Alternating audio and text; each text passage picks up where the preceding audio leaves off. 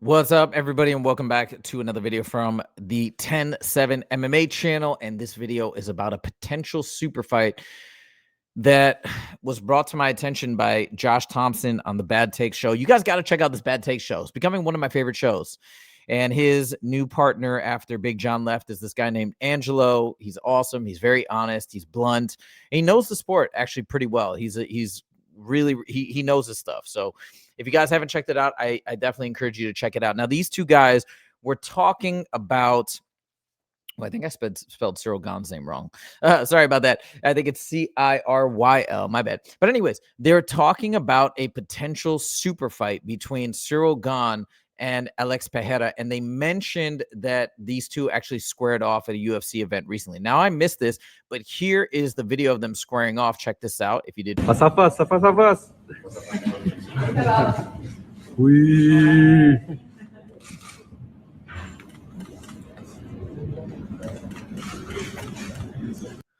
Now, is this coming from the UFC brass? I doubt it. It sounds like a reporter was egging them on to face off or square off or whatever. But it is, I think, significant because I think something like this might happen. I'm going to tell you why. Let's get into what Josh Thomson and Angelo said.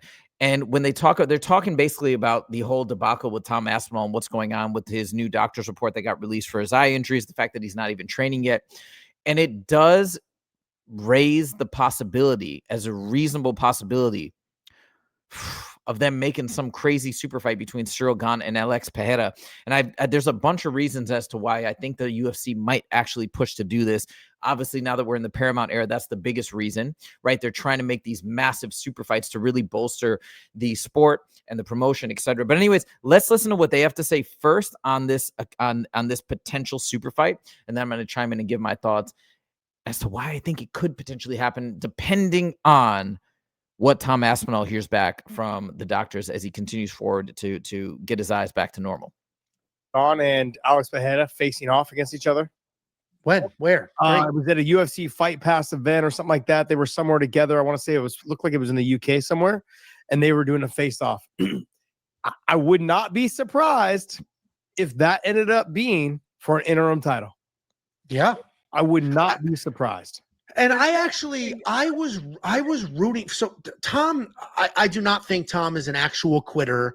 I don't think Tom's a coward. I don't think any of that stuff. I do think that fight was a lot tougher than he thought it was going to be. There was an opportunity to be done with it, and he was done with it. And it was the correct choice to make. I also think Tom Aspinall and his father might be the two worst PR people on planet Earth. He couldn't have handled that worse. His tell your dad to shut the hell up at this point. Shut up. Like, stop. You're fighting with random people. That's making me look stupid. I went from like universally loved to now 50-50. There's people that are die hard. Tom's the best in the world. And now there's a whole bunch of people that are like, John was always going to beat him. Like, his stock took a major hit. And he was the one who got illegally poked in the eye. All because of how he handled it, how his father handled it. The whole thing is an absolute hot mess of a disaster. This social media video he did you watch the video or you just saw the Instagram post? I just saw the Instagram.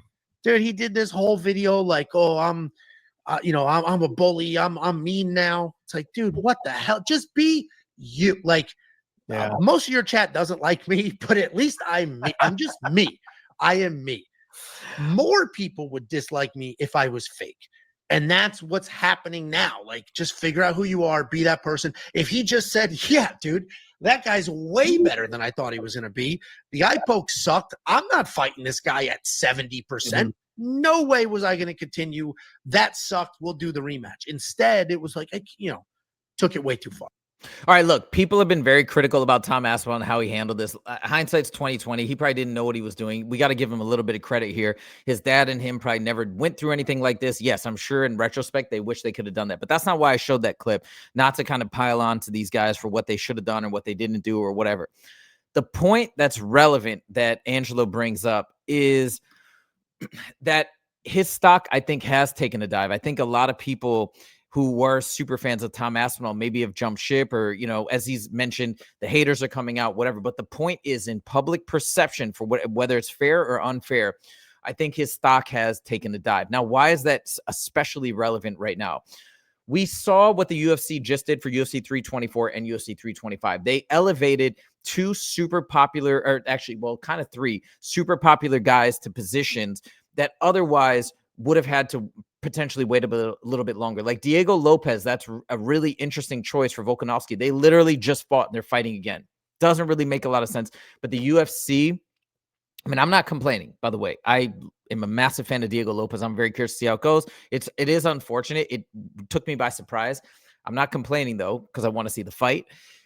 But you see what they did. They elevated him. Why? Because they need to make a splash. Right now, there's a lot of stakes in terms of they have this rare opportunity to capture a huge new market share for the fan base, and they want to capitalize on that. So they're putting on exciting fights, stacked cards, back-to-back weekends. They're just trying to throw it. I get the strategy. Okay, if you don't get it, just think about it from a logical perspective. If this was your business, what would you do, right? So they're sacrificing a little bit of the meritocracy to just try and get a surplus of like brand new fans. That's what I think they're doing. So my point is they're bending the rules a little bit. Arman Sarukyan, collateral damage.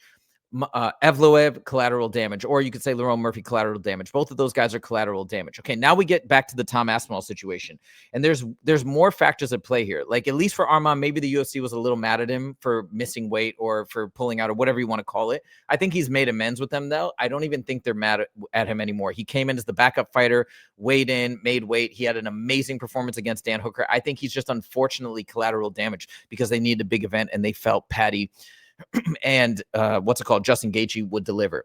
I think also Lerone Murphy and Evloev, they're not hated by the UFC. They're just collateral damage. With Tom Aspinall, it's a different situation because I do think he's ruffled some feathers.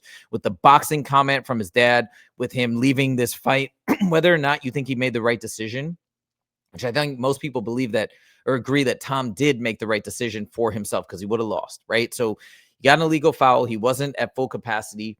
He decided to pull out and live on to fight another day. Regardless, the UFC does not like that. They want to put on these wow events. The last thing they want is for a main event to end in a no contest. It deflates the entire event. It's what people leave walking away talking about. It's bad for the UFC. So the UFC, for the boxing comments for that, now Tom's probably dug himself a deeper hole. He's kind of talking negatively about Dana White on the Ariel Helwani show.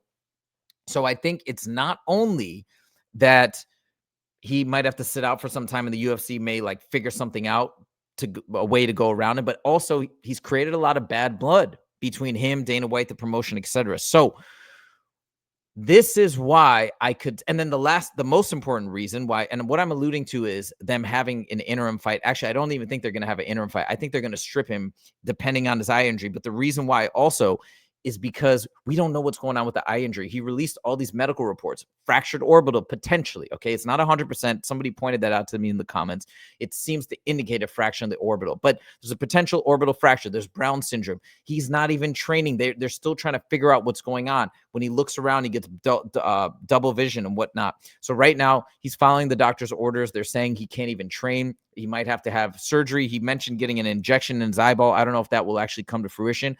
The bottom line is he's got a long road of recovery. Then once the recovery ends, if he does get that surgery or that injection, he's going to need more time to recover. Then he can finally get into training camp when? At the earliest, January, February. We're talking like February, March, April, maybe when he can finally make a return. That's on the good side, right? There's a potential that it will get delayed further into the summer. Now, normally, I don't think they would ever strip a champ in this position. But with the Paramount card and the deal and them trying to blow the sport up so much right at the beginning, I could see them doing something where they set up a super fight between Alex Pereira and Ciryl Gane. Now, why I don't think it will be an interim title and why I think if they do that, they're going to strip Thomas, because you can't have Alex Pereira on the verge of UFC history, MMA history, by being the first ever triple champ and have it be an interim title. That's like such a tease. Nobody's going to like that. So I think if they do that fight, they're going to strip him. The other motivation for them to make that fight is Alex Pereira has a great chance at winning that fight. You know that's what the UFC will be rooting for. Ciryl Gane's a kickboxer. These guys are going to have a stand-up battle, and Alex Pereira is probably the more skilled kickboxer, right? He might be undersized slightly, but not even that much. But he can definitely has a great shot at beating Ciryl Gane, probably a much better shot at beating him than beating Tom Aspinall with Tom Aspinall's skill set and the well-rounded nature of his game. So I think this is going to happen, and I think it's going to be for an undisputed title, and I think it's bolstered by all those reasons. And I got to say I'm for it because I'm a huge Alex Pereira fan, and to see somebody achieve something monumental that's never been achieved before is exciting for me. That's why I love the sport. That's what I love to see. So that's my 2 cents.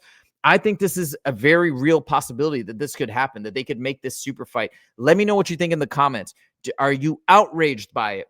Do you understand what the UFC is doing, and do you support it? Lastly, would you rather see Alex Pereira as the UFC champion and triple champ, or do you want to see Tom Aspinall retain his belt, come back, fight Ciryl Gane, etc.? Let me know your thoughts in the comments. Thank you guys so much for joining, and we'll see you in the next video. Take it easy.